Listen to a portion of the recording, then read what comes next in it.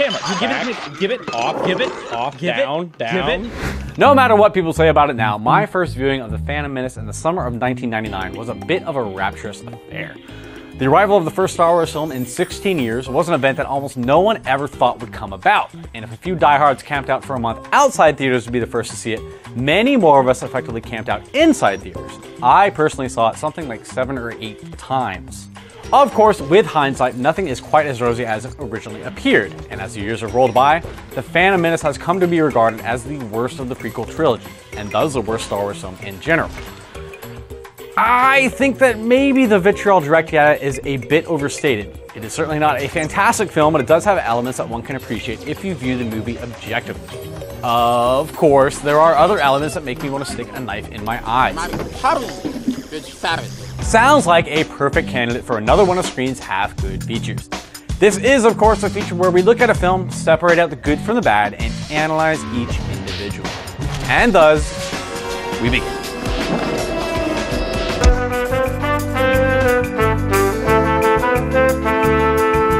The bad, Jake Lloyd. I'm in the Boon's race tomorrow. What? Oh no, you're okay, Annie.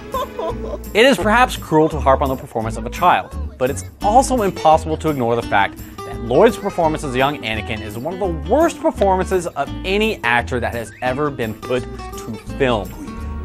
What are we gonna do about it?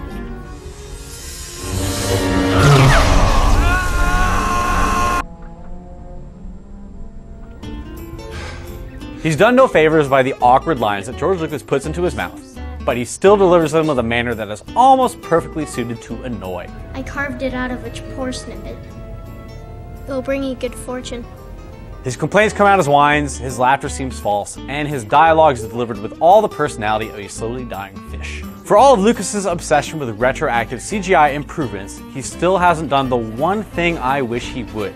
Remove Lloyd from this film entirely and replace him with a boy created in some digital artist's computer.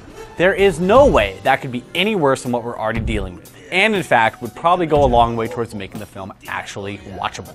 Lolova Numatafa. It's unfortunate that Lloyd is so bad, because Anakin's story is supposed to be a grand tragedy. You're supposed to genuinely like him in this movie to give the events that occur later in the trilogy a bit of weight. Instead, I find him to be repulsive and almost movie-killingly unwatchable, and I'm hardly the only one. Even the crew of the film had a nickname for him during filming. They called him Mannequin Skywalker behind his back. The good, Darth Maul. Going into the movie, it was obvious that Lucas was going to have to dig deep to come up with a villain that could rival Darth Vader in the minds of moviegoers. Curiously enough, he actually mostly managed to pull the feat off with Darth Maul. Whereas Vader was an intimidating and powerful presence, Maul is a sinister and shadowy one. An assassin trained in the black arts and accustomed to hiding his presence.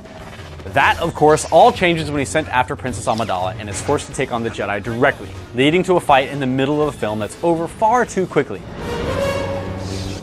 And a fight at the end of the film that is perhaps the best lightsaber battle in any of the Star Wars films.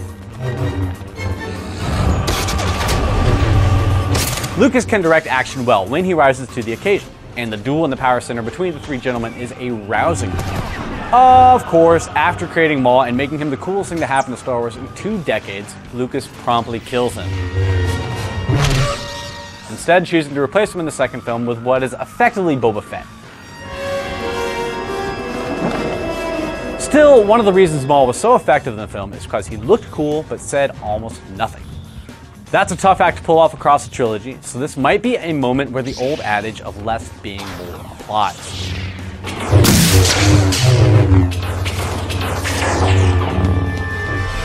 The bad, Jar Jar.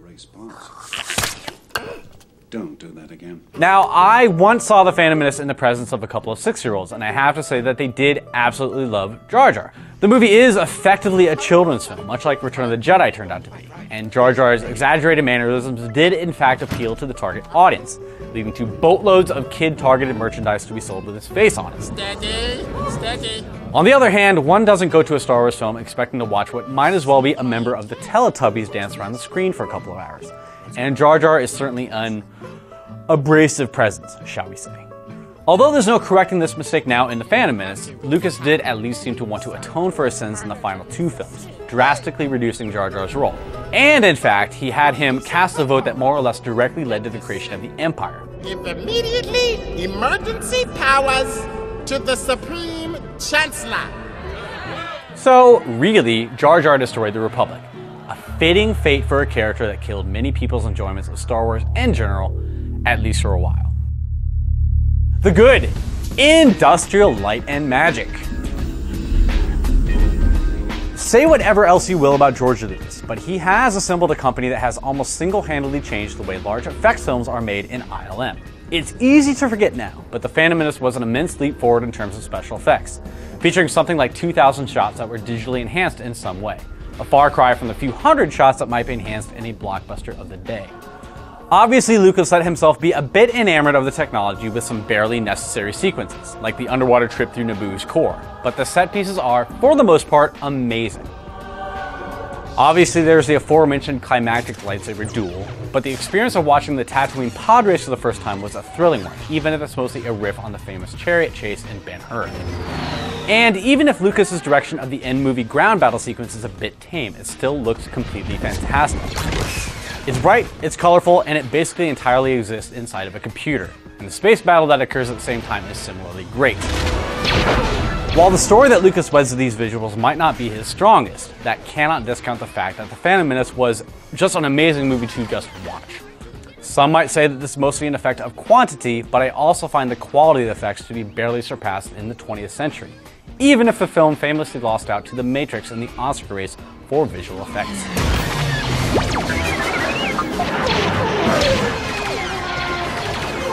In conclusion, it's still hard to judge The Phantom Menace objectively, even 12 years after its release. At the time it came out, it was more Star Wars, and that's really all it needed to be to make a shitload of money. It's difficult even now to pull yourself back from the Jar Jar controversies and the midichlorians to judge it on its own merits, and maybe it'll never be possible. In the end, though, it's not quite the end of the world as some detractors paint it to be, but it's also nowhere near the quality level that Lucas established with his original trilogy. It's a film that has some flashes of brilliance, but it's still much easier to watch when you track down one of the various fan edits that have mostly removed Jar Jar and the goofier elements of the film, leaving a more centered, serious film behind. It's a shame that a third party has to edit The Phantom Menace to improve it, but when Lucas himself insists on continually revisiting his films to endlessly fiddle with them, that outcome is perhaps a spot of poetic justice in the end. Check it out, Corporal. We'll cover you. Roger, roger. Uh-oh. And that'll do it for another episode of Half Good.